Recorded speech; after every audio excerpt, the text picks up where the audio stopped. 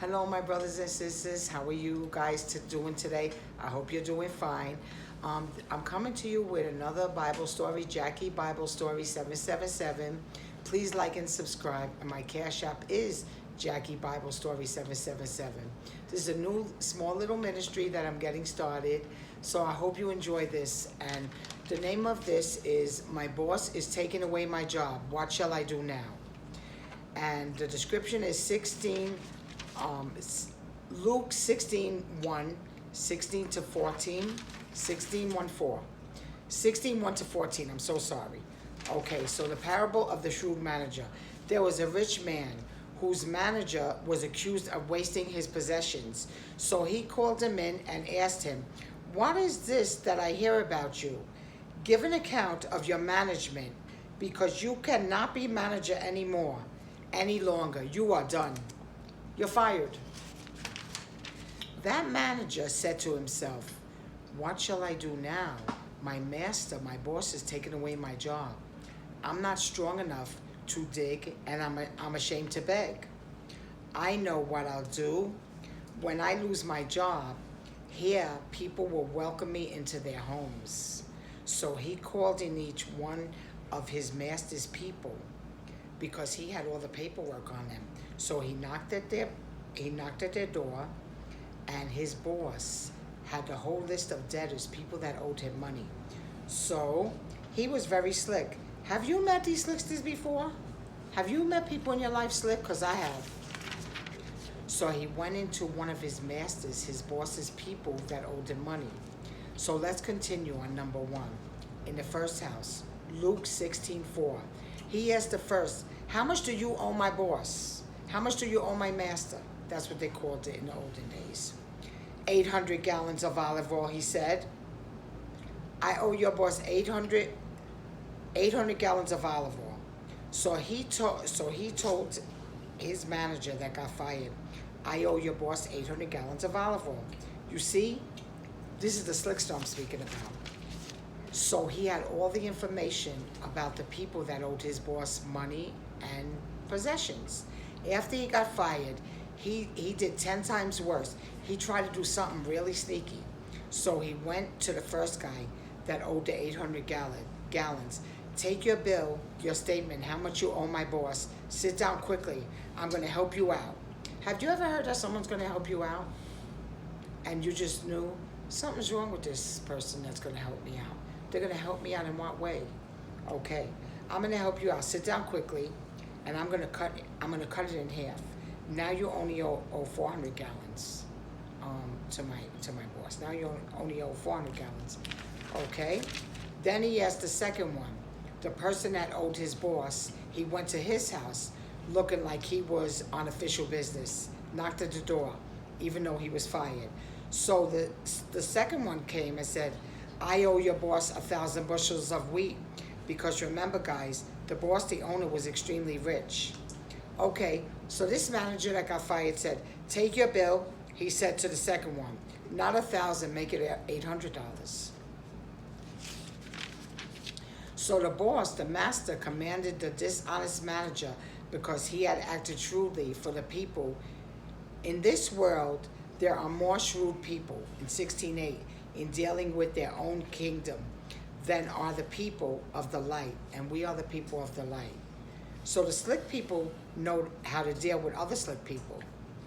And before we came to the light, we came to Jesus, some of us were slick, and we knew how to deal with the slick people. So we're Christians now, and we follow Jesus. Once they might have been in the world and been slick also, and gained money through very bad dealings. But they turned to Jesus. They turned to God. No slickness, just faith. That's all we need now. We don't need slickness, because when we have faith, God will provide everything. We don't have to lie and steal and be slick with money on other people. I tell you, use worldly wealth to gain friends for yourselves, so that when it is gone, you will be welcomed into eternal dwelling, 16:10. That's what it said in 16:10. But this is what really it says in 16:10. Whoever can be trusted with very little can also be trusted with very much. And whoever is dishonest with very little will be dishonest with much. So if you have not have been trustworthy in handling worldly wealth, who will trust you with the treasures of God and riches? And if you have not been trustworthy with someone else's property, who will give you even more property of your own? No servant can serve two masters. Either will he hate one, and this is Jesus' parable, or he will love the other. He will be devoted to the one and despise the other. You cannot serve both God and money. The Pharisees, in other words, the rich people at that time, they heard this and they were sneering at Jesus. So Jesus said to them, you are the ones who justify yourselves in the eyes of men, but God really knows your heart. This is kind of hard to understand, but we're going to interpret it together. God knows our heart. What is highly valued among men is detestable in God's sight. So this, guys, is you're probably saying, but I need money for my provision. I need to buy gas, food, clothes. Jesus said you cannot serve two masters. You can't love money or worship money. You need money, of course, but you cannot worship it. However, you have to love Jesus, guys. So more than money. That's so important. So we love Jesus more than money. Yes, we need money. But you know something? We cannot worship money. Let's we have $100, $200 saved, or even $1,000 saved, maybe $5,000 saved. You can't worship it. You could say, I put that money away for, an emergency or something, to fix something or something like that. But you can't worship money. You can't love money more than you love Jesus.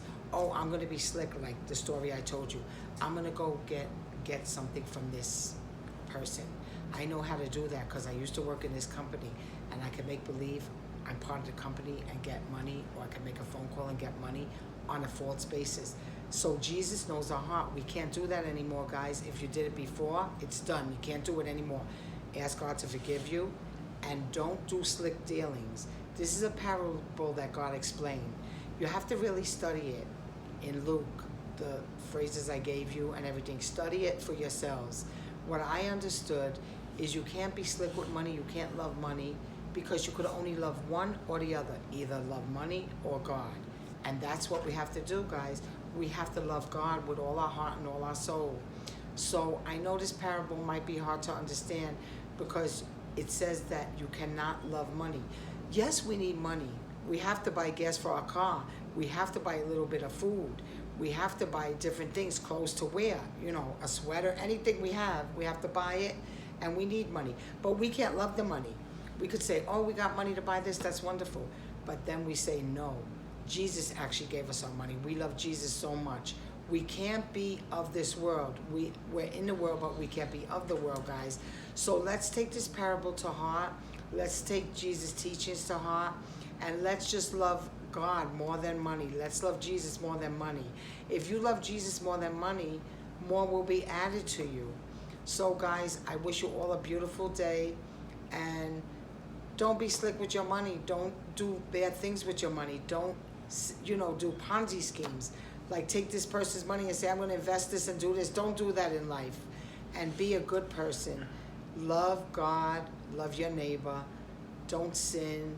No adultery, no fornication, no stealing, no slick dealings. Don't love money more than God. Love Jesus more than money. You can't love two at the same time. You just can't do it. But yes, we need money, but we can't worship the money. You know how people store away so much, millions and millions, then they die? They never got to enjoy their money. Someone else did. Maybe the tax people. Maybe someone in your family, your great aunt that you never knew, took all your money, you never even liked her. So don't store up riches.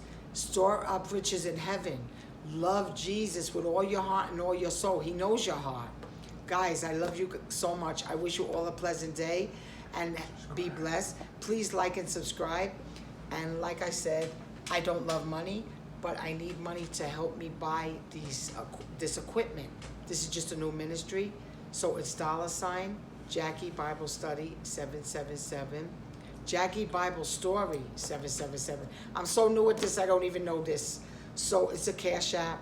And if you want to sow into the message, I'll pray over every seed, of course. And I love you guys. Thank you so much for listening. Bye-bye.